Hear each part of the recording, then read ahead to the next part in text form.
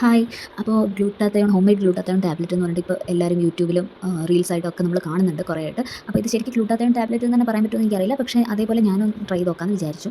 അപ്പോൾ ഞാൻ apple, carrot, beetroot, നെല്ലിക്ക, പിന്നെ ലെമൺ, പിന്നെ ഈ ചെറിയൊരു കഷ്ണം ഇഞ്ചിയും കൂടെ എടുത്തിട്ട് ഇതേപോലെ മൊത്തത്തിൽ മിക്സിയിലിട്ട് അടിച്ചിട്ട് ഞാൻ പക്ഷേ ഇത് എന്താ പറയുക, അതിലത്തെ നീര് മാത്രമല്ല എടുത്തത്. ഞാൻ വിചാരിച്ചു മൊത്തമായിട്ട് എടുക്കാമെന്ന് വിചാരിച്ചിട്ട് മൊത്തമായിട്ട് ഞാനിങ്ങനെ ഒരു ഐസ് ട്രേയിൽ വെച്ചിട്ട് ഫ്രീസ് ചെയ്തു.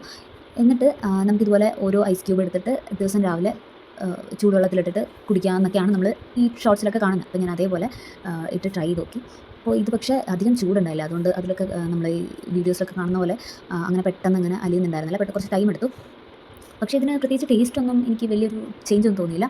ചെറിയൊരു ചവർപ്പൊക്കെ തോന്നി. അതായത് ഈ നെല്ലിക്കയും പിന്നെ ലെമണിൻ്റെ ഒക്കെ ടേസ്റ്റാണ് ഇതിൽ എടുത്ത് നിൽക്കുന്നതായിട്ട് എനിക്ക് തോന്നിയത്. എന്തായാലും നമ്മളിതിൽ യൂസ് ചെയ്ത സാധനങ്ങളൊക്കെ ഹെൽത്തി ആയിട്ടുള്ളതായതുകൊണ്ട് തന്നെ നമുക്ക് യൂസ്ഫുള്ളായിട്ടുള്ള ഒരു ഡ്രിങ്ക് തന്നെ ആയിരിക്കും എന്ന് തോന്നുന്നു. അപ്പോൾ എല്ലാവർക്കും അത് ട്രൈ ചെയ്ത് നോക്കാവുന്നതാണ്. കുഴപ്പമൊന്നുമില്ല. പക്ഷേ ഇത് ശരിക്കും ഗ്ലൂട്ടാത്തയോൺ അത് തന്നെയാണോ എന്നൊന്നും എനിക്കറിയില്ല.